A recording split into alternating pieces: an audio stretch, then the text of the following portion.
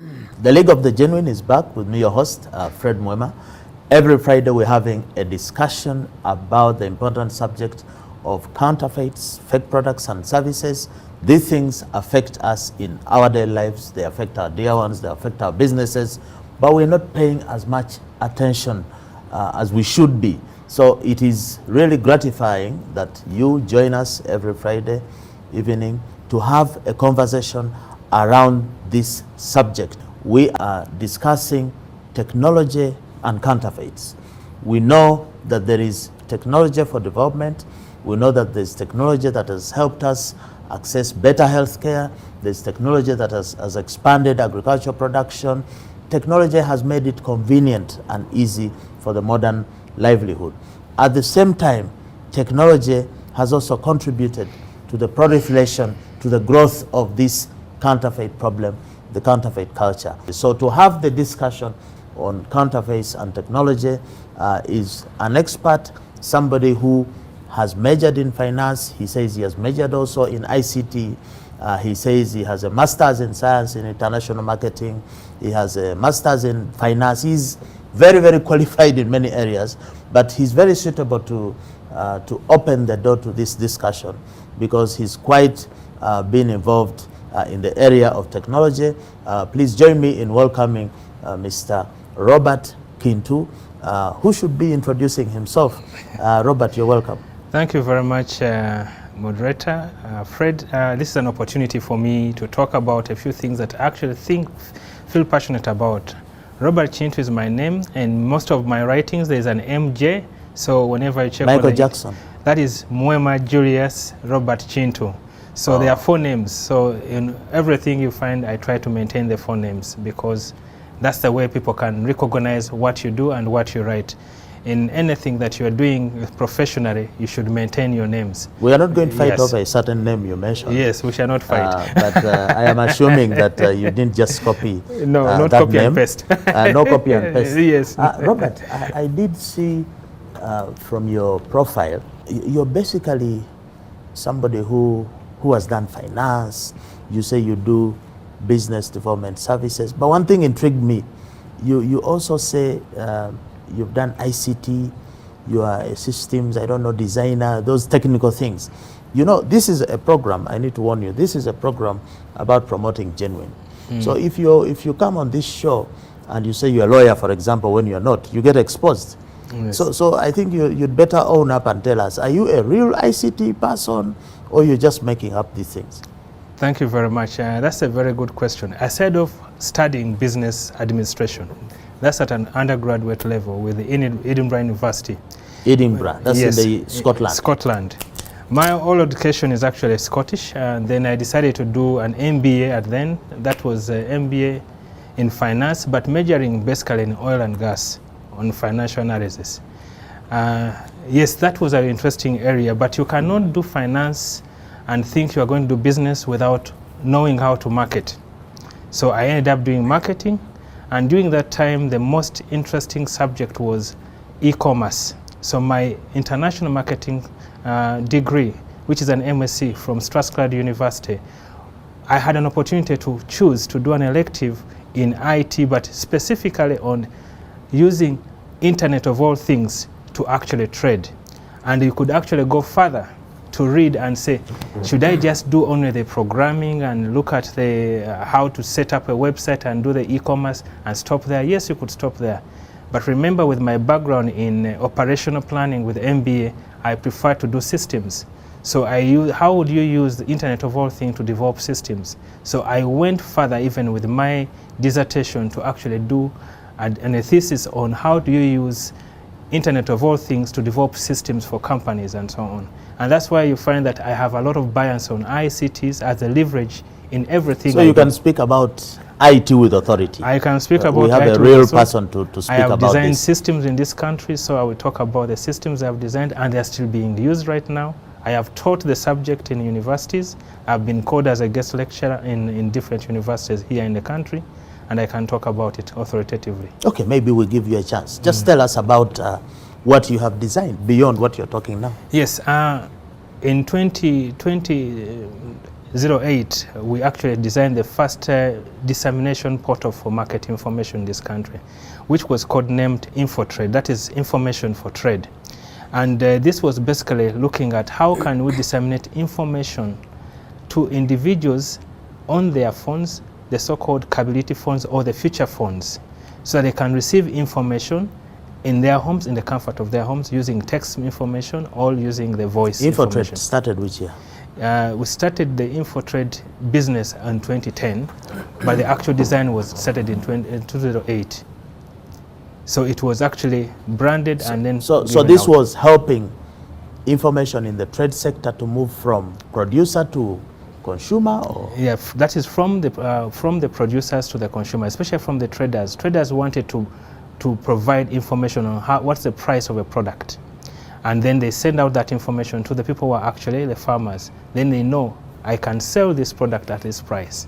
Let's say if it's matoke from Isingiro, from the farm it may be 5,000 a bunch, but when it reaches Kampala the price has changed. So people want to know the prices all along the chain, and you could actually disseminate this information to different stakeholders using SMS, a text or a voice message, depending on what the person has selected. So it was automated to that level. That was the first system I developed.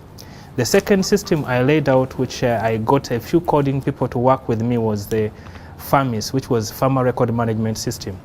Now, this was based also on research. As you notice in my background, I had quite a lot of aspects of go into agriculture, do value chain analysis. But whenever I used to do value chain analysis, there are three problems you would find. One, we do not have information. We do not have markets for products. We are not able to identify where we are selling. And the other aspect, we are not paid very well. Now, my question was, how can I come up with a system that can provide market information to the farmers?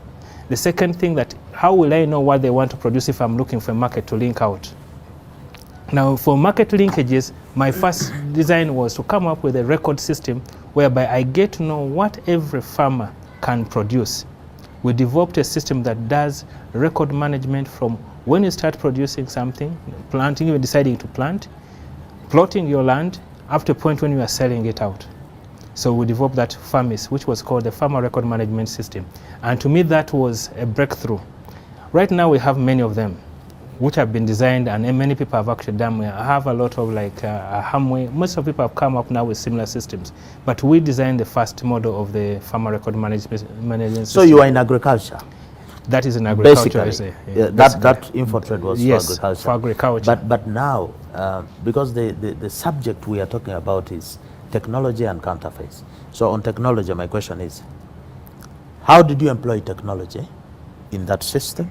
Mm-hmm. And how did you confront the issue of counterfeits in that sector? Because Bob, you know for a fact that a lot of the most, for example, the seeds in the agriculture sector, a good percentage of them are fake. People are planting and the seeds do not grow. A lot of the agricultural inputs that are being used are fake, from the hose to the pesticides to the acaricides are fake. How did this system that you developed, using whatever technology, how did it counter this issue? Now, there are two levels. So talk about the technology. Was Yes. it used?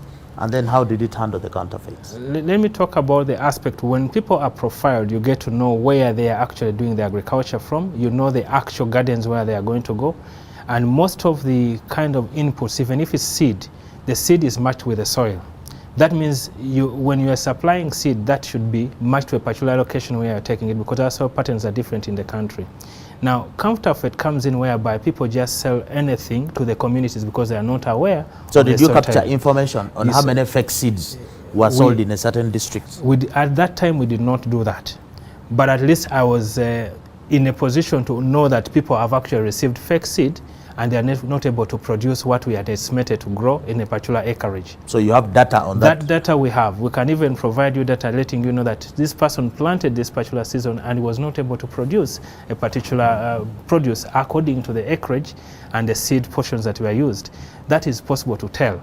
But again, you go back, where did they buy the seed? At that time, our project was not looking mainly on the counterfeit aspect of seed, but we were aware of people saying, yes, I've received seed, but the seed was not germinating. So non-germination was one key factor. I know on our program we went into crop insurance and insurance for non-germination. So a maize tree is insured? It would be insured. But again, not all insurance companies want to insure non-germination because they know if there is a fake product, that means the insurance won't cover you. You should have bought genuine. And that becomes an issue. So there is agro-insurance in Uganda? This is agro-insurance in Uganda. And we have both index and also crop insurance now is available. And it can be provided for people. But again, you need to have genuine, because if you're not buying counterfeits, the fake inputs are an insurable risk, or are they considered uninsurable? It's not insurable risk, because if you have to buy the right seed. Now that's where we need to go into the aspect of identification of what is fake on the side of the consumer, and actually knowing how do I recognize what is fake, because that is the biggest problem on the side of the consumer, especially on the farmer side. They don't know. And how someone has to invest in educating the farmer on empowering them to do that. Our system was used mainly to bring out how do you utilize the seed to maximize your production. And we got to know that the majority of people are having problems in actual seed non-germination. The other part that we had was the element of how our colleagues were actually working on that aspect of seed. We had a program that was trying to develop an SMS system similar to the market information system, using sending text verification of the seed that was coming into the market. This project did not actually live beyond 5 years.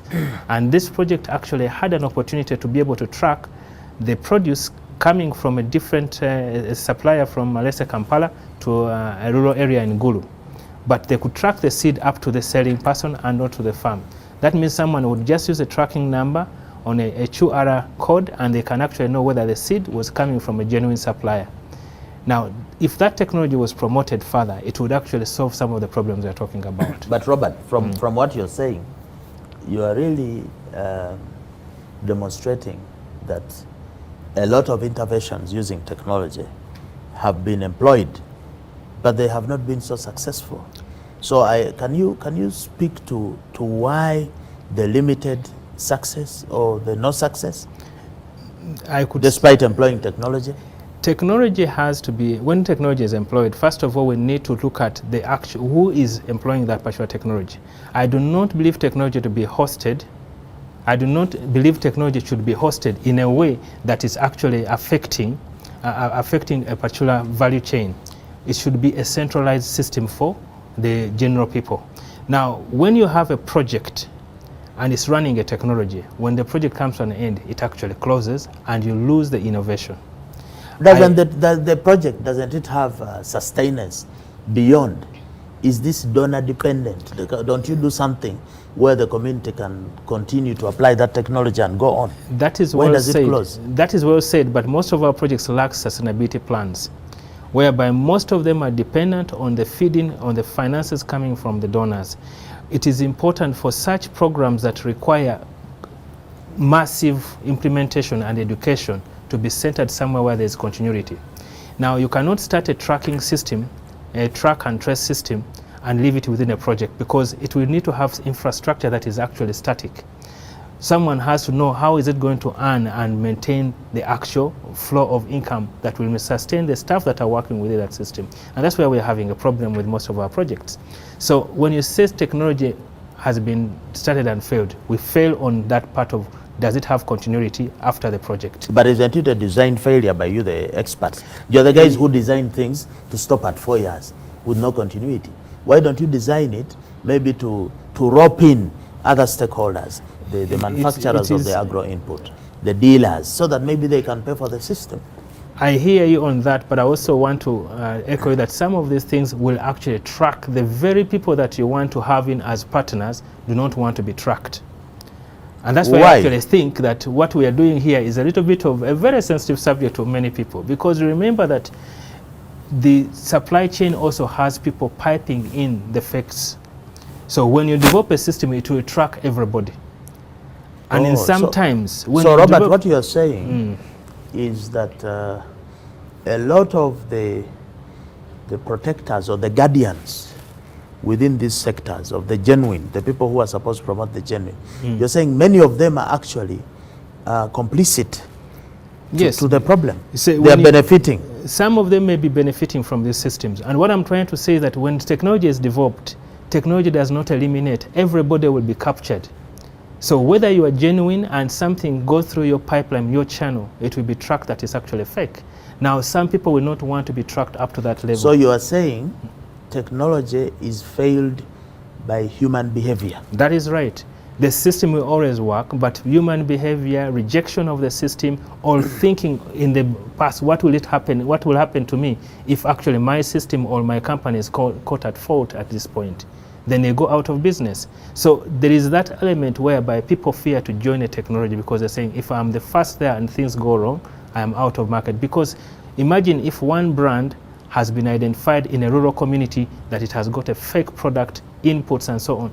Within that whole village, nobody will buy that brand again. They're out of business.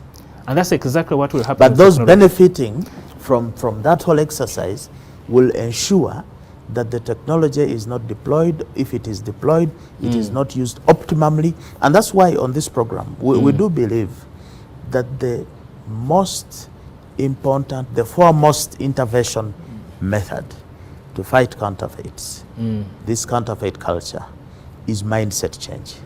Because the person who thinks they are benefiting from the counterfeiting activity are actually ignorant. They are also not aware. They are not aware. Because when they make the fake phone and make the money, they'll make the money and give it to their wife to go to the salon, and she'll put some chemical shampoo in the hair, and the next day they're in hospital.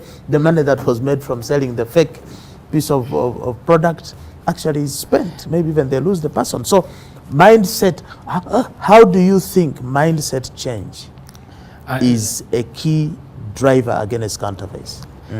When we design a technology, you're designing to complete a particular problem and solve a particular aspect.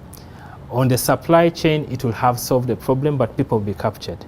Now, on the side of the consumer, you need to empower them on how to access that particular technology, or even to interpret whatever codes you're putting onto the track and trace system that you have set up. In many times is to educate them about the benefit. Then their attitude starts changing and they start realizing, if I buy a lot of counterfeits, this is what happens to my balance sheet. Because if a farmer does not, or any person does not understand the cost that it does to their balance sheet, they will never take it up. Because people are not actually looking at the actual, how much money am I losing by buying a counterfeit. You brought an example of the phone. Let's take an example of the phone. If you buy a fake phone, you may spend 300,000 and someone buys a genuine one, spends 400,000 shillings. You use yours only for maybe 3 months and it's gone. Again, you go and spend another 300,000. How long have you taken to save that money? It's taking out money you would have used to do something else. So when you look at it from that perspective, people should start seeing the value in what they are doing with their money. Should I buy a fake thing now? Or should I think of buying a better product with an additional 100,000 and I'm able to use it for a longer time than actually buying a fake one at 300,000? So this is an education that people need to understand. And if you take it from, let me talk it from the financial perspective. Whenever we go out to shop and you go and buy a shirt and the shirt is actually fake cotton, they told you it's cotton, it's not cotton. You're going to take it and you dip it in the washing machine and it's actually feds all of it completely. But you have spent the same amount of money for someone who have walked in a good shop and bought something better. Now, look at how much money you are spending on your clothing alone. Look at, that is where people need to get into the cost of, am I living comfortably with my cost of living, or am I spending more because I'm buying fake? And that's exactly where we need to do the empowering of people, first of all, from the cost perspective and living a better life when you buy genuine. And then when we introduce technology, and technology is aiding that, then we start looking at what kind of technologies are we going to introduce. Now with counterfeits, we have different kinds of technologies that we can actually introduce on the market. Depending on the country where we are, certain technologies may not work. Before we go into the technologies, I'm looking at your impressive CVs. 23 years of experience in business development services. You don't even stop there in agriculture. I know you also do the scorecard for the MPs. Yes. You're very busy giving them 10 out of 100, 9 out of 0, F9. But now you, 23 years, you have been in this sector. Systems and, you know, info trade. So you, what marks do you give yourself? After 23 years, with the outcry of fakes in agriculture, for example, with the technology that you have suggested, with all the systems, what is your scorecard like? My scorecard, I think in terms of developing systems that are working and are applicable, I've developed a few systems that are still working, and I'm proud about some of the systems that I've developed. The mark would be, I could take it at around a B, because what I would say in terms of marking myself, it's the public should mark me. Yeah, we are giving you a chance because we know you are an honest man. The public would you score above 50? I score above 50. That one I'm very sure, because I develop systems and they work. And I never leave places where systems are not working. So why don't you score 100? What is that thing lacking? What is lacking in this aspect is, in my country where I am in Uganda, certain people take long to buy into some of the systems. I've actually sold systems and they come back here instead with someone else. Because in you sold systems to other countries. And they come back and that's when they adopt them. So we know this happens. And you maybe even Jesus said a preacher has not believed in his own country. So we can see this happening in many other areas. Robert, I have seen you have worked in so many countries like Zimbabwe, yes, in Africa, Tanzania. Yes, Kenya, I've done a scorecard in Zimbabwe as well. Rwanda, you've also worked in the UK, yes, in the Netherlands. And you are saying you don't score 100 because we have some structural problems here. Yes, that is very right. However good the idea might be, however, so what's your comment about, for example, we have the digital tax stamp, we have a lot of these solutions, Kakasa, I don't know what it is. You think that technology alone will fight the counterfeit? It won't fight the counterfeits on its own. I think we need a lot of public awareness on the value of what it brings. The beauty, I like actually the tax system that has been brought in. It's a very good system, because it covers both on the financial management and then covers the aspect of counterfeits. But it does not complete the whole journey. Now, when you talk about systems and how people will like the systems, they will say, okay, we have embraced it.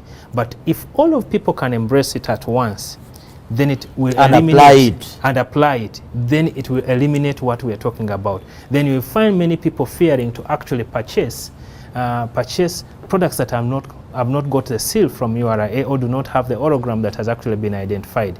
Yes, we still know people are going to fake these holograms as well. They will try to fake and put them up.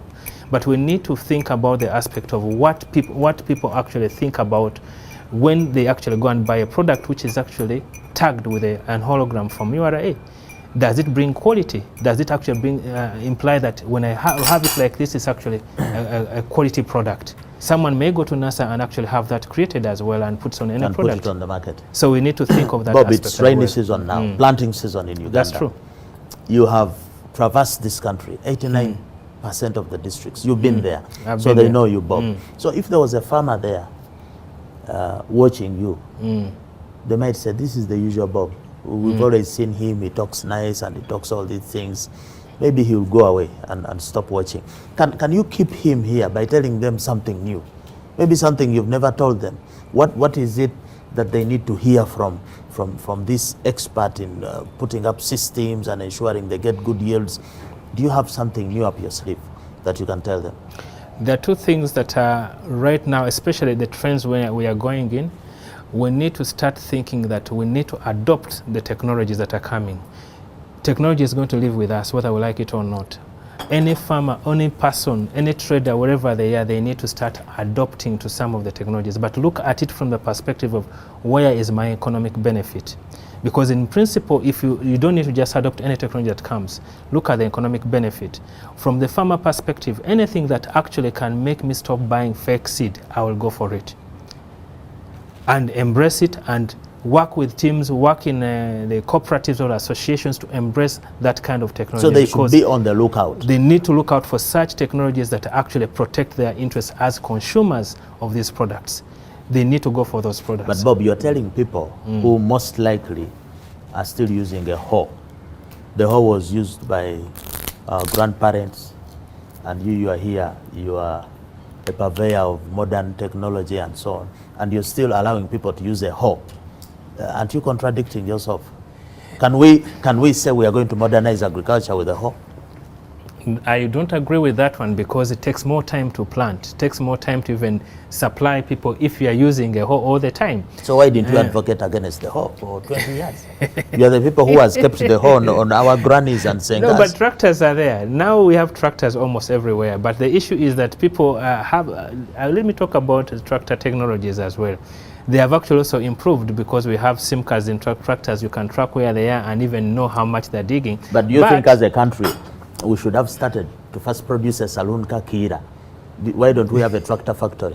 Do we have our priorities right? That is another question we have. I think I need to put that in the scorecard, because because we are busy producing a saloon car. We have not fixed the roads, yes, but we have a lot of hose going around. So can we change Kira? Would you suggest we do a petition? Kira Motors should produce Kira tractors. I believe that the government has now come up with another model, where the parish model. If every parish had at least a tractor, I think that tractor would serve the purpose of clearing the land and making more people productive, because the tractor will move around 1 acre in less than actually an hour.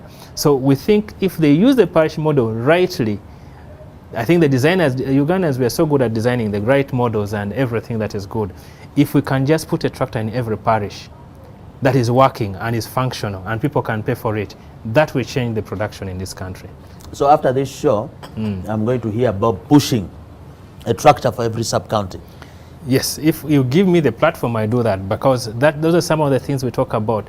When you have planning, a model that has been planned, passed by Parliament, then there should be someone implementing it rightly. Now, we also have an issue in implementation. Are the people implementing seeing the actual need of the people down there? If we are taking time to plant, right now, if you're talking about planting maize should be planted in 2 weeks before the rains. Now, if you are going to plant and it starts getting rotten, you will not actually get anything out of it. So the timing is also important. Now, the guy is clearing late. The rains have gone. What are you expecting him to do to get out of the land? So all these things are important to think about. Bob, in your work that you have done with technology in agriculture, how come you have not stopped our maize produce being contaminated? Isn't there technology that can actually secure the storage of our harvests? You know, you saw Kenya the other day rejecting. Yes. It's an embarrassment. We have people like Robert here, experts for all these years, but we still produce aflatoxin-infested maize. Doesn't technology have an answer for that? There is technology, but also there's a practice. Technology works also with the practice. Yes, you could have technology to monitor the aflatoxin levels, but the practice, I think, is what is killing. We are actually getting maize when it's wet and keeping it on the ground.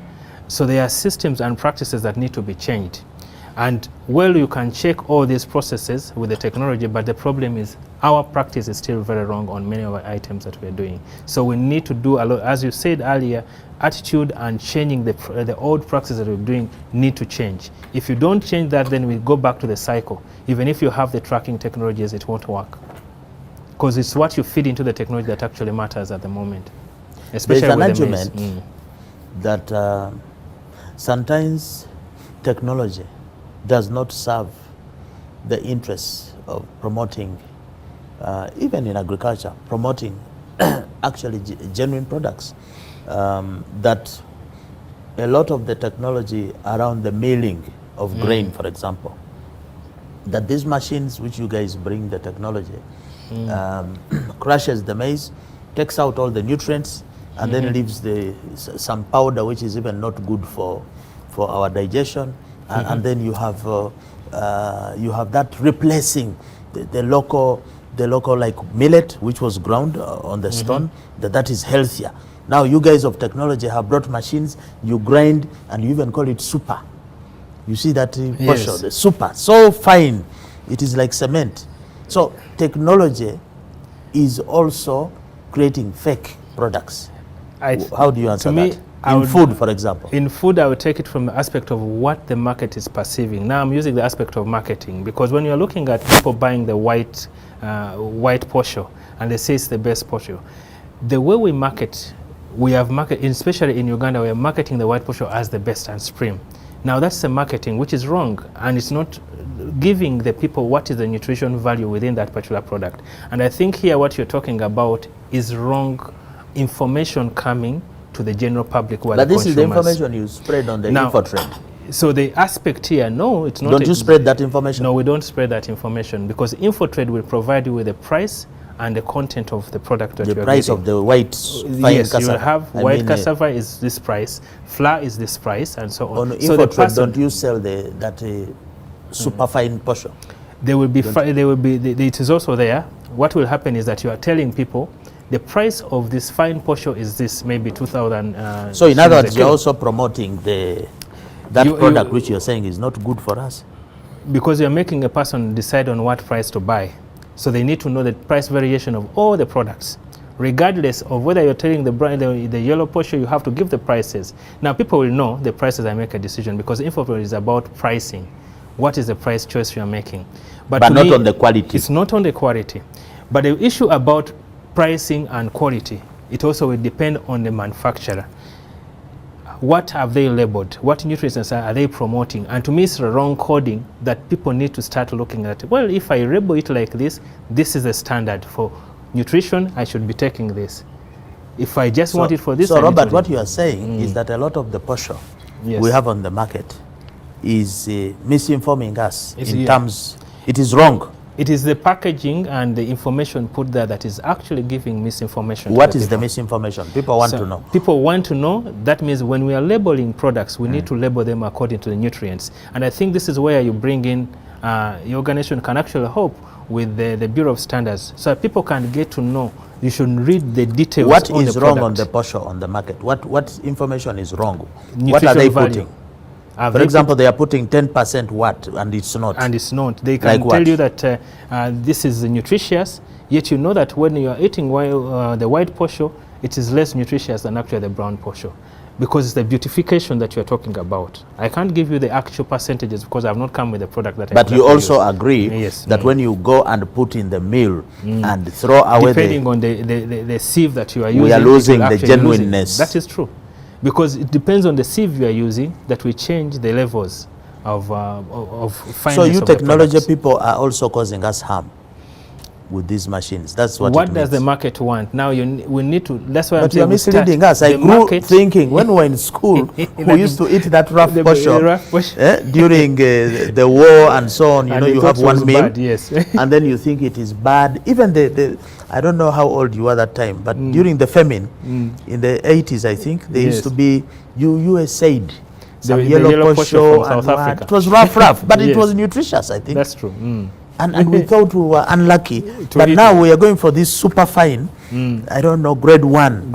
And it's actually not healthy. Yes, that is true. That is true. But now the issue here is about public education, public awareness, and also changing the way we are labeling. We don't look at the fine print. We are not looking at the fine print. If we do look at the fine print, some of these things are going to change. I think, to me, your show can actually bring out the aspect of people start realizing that we need to know what we are eating by actually reading whatever we The problem, we may even read, then you see it has, I don't know, nitrogen or what. You don't even know what that does. For you just read and smile and pay. But you see, this country has an opportunity that we have a lot of NGOs doing a lot of public awareness, civic education, everything is happening.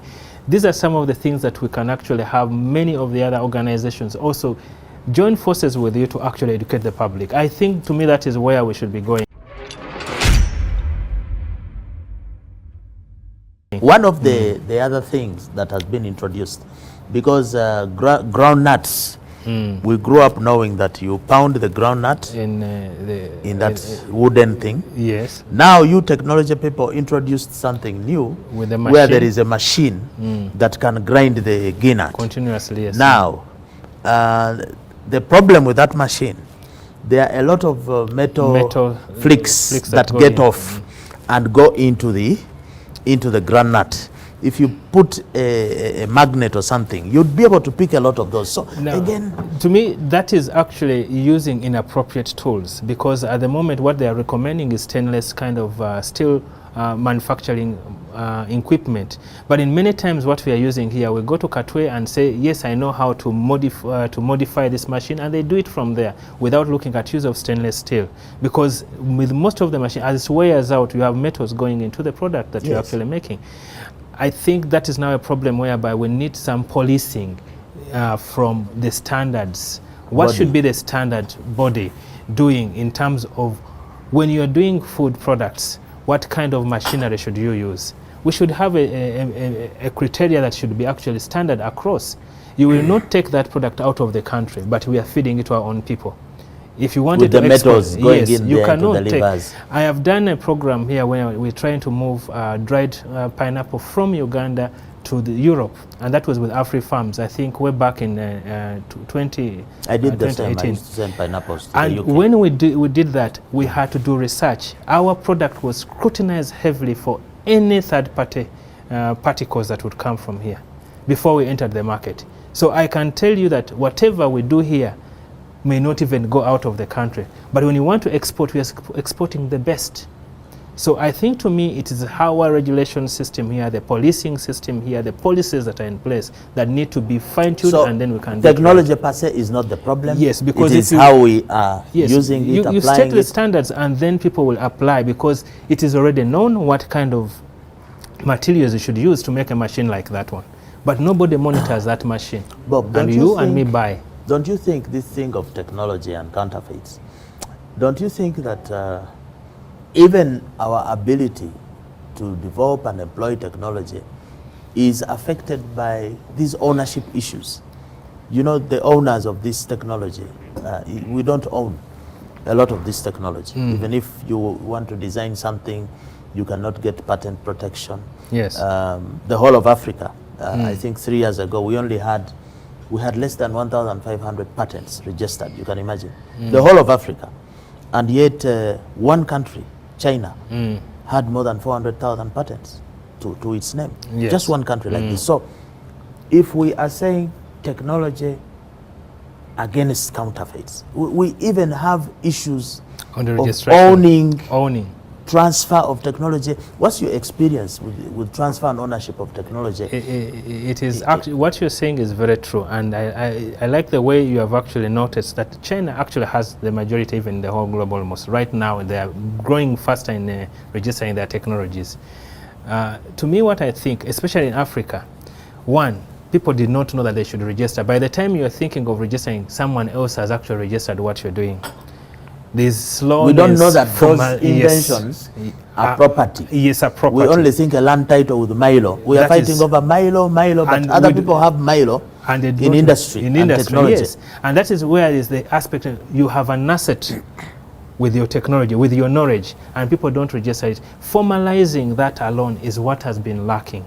Now, to me, the first part is, are we telling people that you have an asset? If you produce something, we know someone has developed a product and it's actually origin from Uganda, the government or any other body should pick it up and say, can we protect this? There should be an interest in what is our own. What we are developing locally? Yes, what we are developing on our own in our country.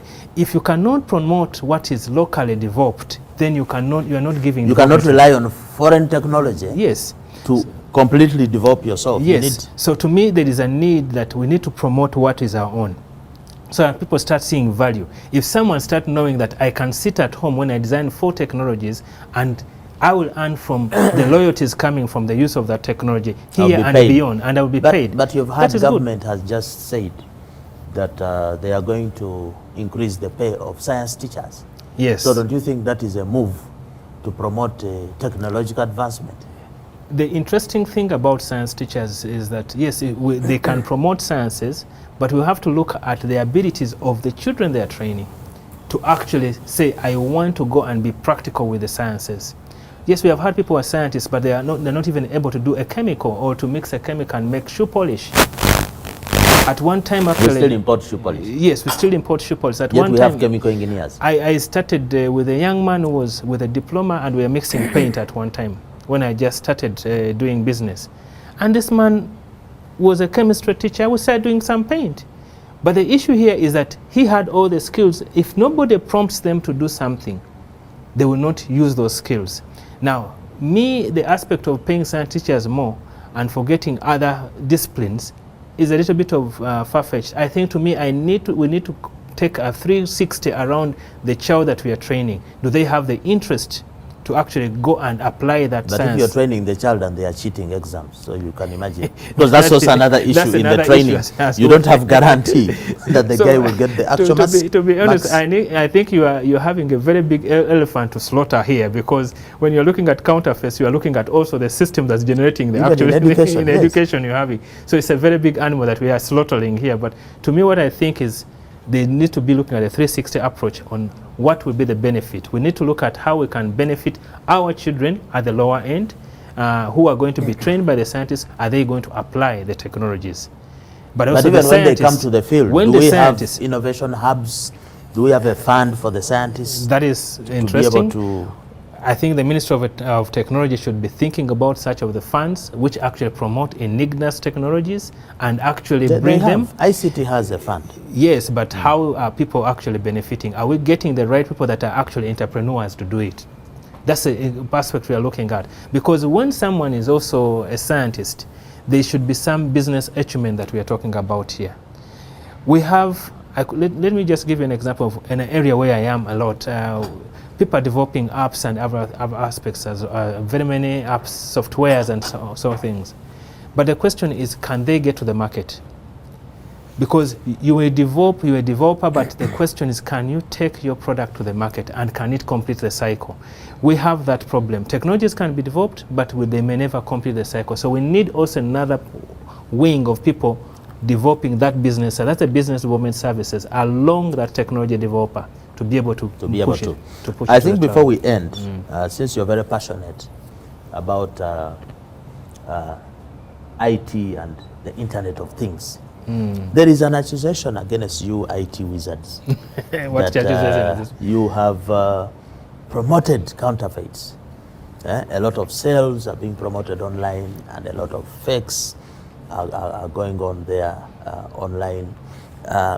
Do you agree that ICT has promoted counterfeiting culture?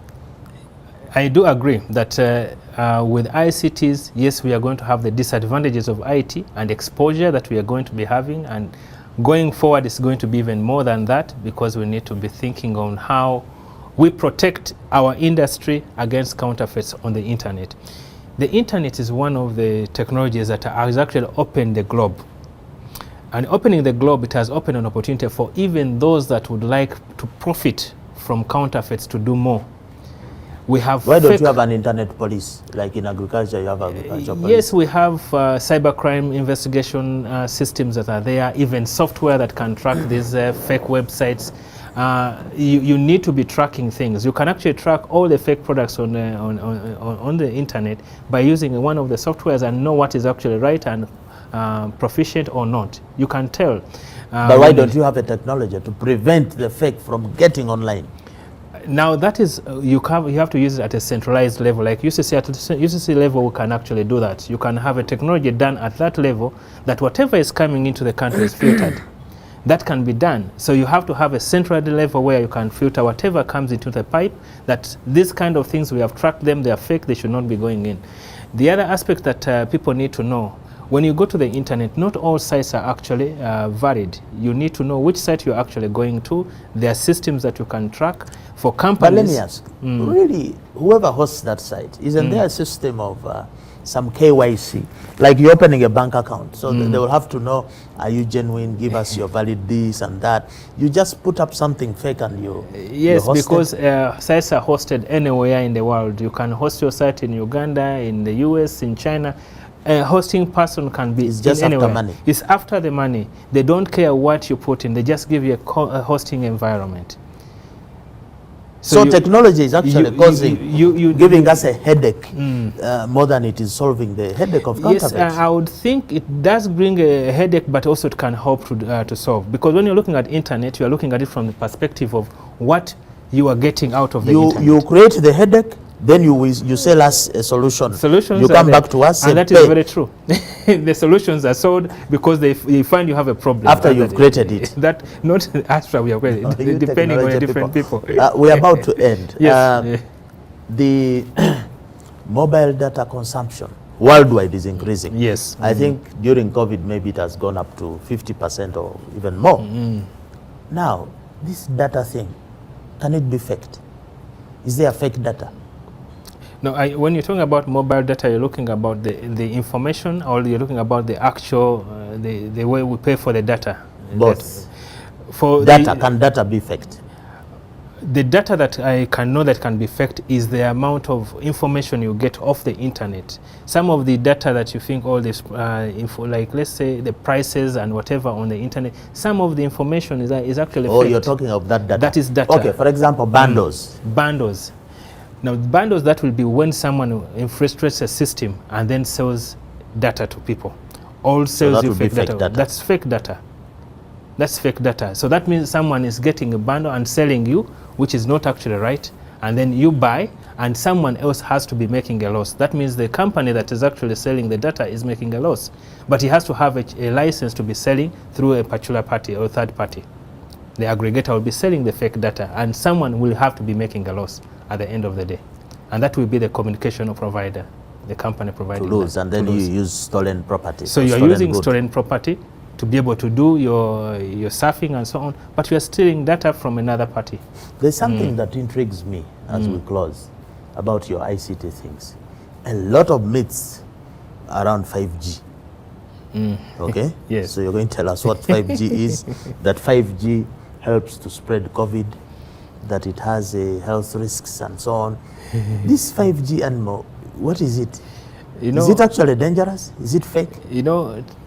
Technologies have levels, and I think you have seen in even when, let me, in the simple terms I could say, we have moved from 1G, 2G, 3G and so on. But when we reached 5, there was an alarm. You are having COVID an alarm. came. That COVID this is what came. They are so saying. These are coincidences, and people have a lot of propaganda around all these aspects. And to me, I don't believe propaganda there's a right way to go. Technologies will always keep on improving, and we know what 5G is likely to be doing. We're looking about the level of speed of information flowing. Yes, in many places we are looking at how many towers are in a place. Yes, we are talking about this. We may have cancer coming in because of the towers, but technology can be improved to actually prevent that aspect. And people are talking about, it will bring cancer, but we have got towers in many places. Even where you have electrical poles, these are high voltage. A lot of things are said happen around that high voltage. Now, should we stop transmitting power? No. We need to find a way on how to prevent people from being around the high voltage power lines. And the same thing will apply when we are talking about putting up the towers or the microwaves for moving the 5G internet. So you think the benefits of 5G, like telemedicine, smart manufacturing, outweigh these risks of COVID? Yes, they are outweigh, and I don't think COVID is actually from 5G. That one I do not believe. I have not read it anywhere, and I don't think it's right. Talk about, lastly, cybercrime. Before you guys brought your computers and technology, we had no cybercrime. We had these other crimes. But now, cybercrime is a major, major problem. When systems are hacked, and the other day, WhatsApp and Facebook were all closed. And, I don't know, maybe somebody hacked. How, as a technology person, how responsible do you feel for the suffering of the millions of people because of cybercrime? And let me start from the aspect that cybercrime is going to increase because it's becoming the business, whereby everybody is eyeing where the business is going, because a lot of businesses are moving towards the internet. They're using technology as a business avenue. So it's becoming that avenue. People are going to look for those channels. How can we make money from that channel? So to me, what I'm thinking that it is increasing, but then also we need to be vigilant on what we have to do. How do we stop the criminals, we need to one of the things, educate people on how to use the internet, how to use your passwords. People are using the same password and using it several times and not changing it for years and years. People are using things that people get to know. They are using your birthday. How often should you change your password? To me, a system should... Hours? Not hours. You can actually say every month I change my password, but also you can have the system prompt you to change your password. Use two-factor authentication, whereby When you log in with your password, it sends you also a message on your phone so that it actually identifies is it you, to authenticate that it's you actually logging into the system. You could use different other methods, that even 3 times to authenticate your system 3 times before you actually log in. Now computers are using facial recognition, especially if you are a CEO of any company. Yes, it should be better that your computer is double locked or triple locked, because anybody accessing you will have access to your bank accounts, will have access to everything that you have. Just entering into your computer, we can access that. So for companies, what can be done? Have good firewalls developed for your website and also your database systems. If you do not have a firewall, anybody can actually fish for that data that you have, especially identity theft, even for your staff, to market to them anything they want to market. Robert, production says you have spoken well, but you also have to stop here. Thank you. This, as you have seen, technology and counterfeits, you must end by telling us your best piece of technology that has ever been made and your worst.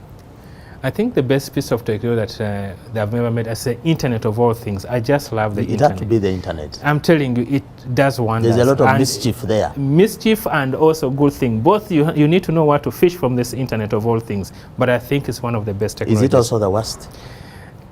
I would say it actually also takes the worst, because you may get lost there, and it has brought also the worst part of people. We're dealing with issues of child addiction. Everything is there. It's all combined there. It's combined, we so have we to need end to manage here. that. This has been Robert Kintu. Robert Kintu has been a guest discussing technology in the space of counterfeits. Technology for or technology against counterfeits. This is a big topic, because there are arguments on both sides of the divide. There are those who think that technology is good. It is helping us to trace, to track, to stop the counterfeiters. There are those who are saying that it is also actually promoting this huge problem that we have of counterfeits. We have got to stop here. We have an assembly of guests we shall be talking with about this subject of technology and counterfeits. So until the next episode, we need to sign off by saying, don't be fake, buy and sell genuine.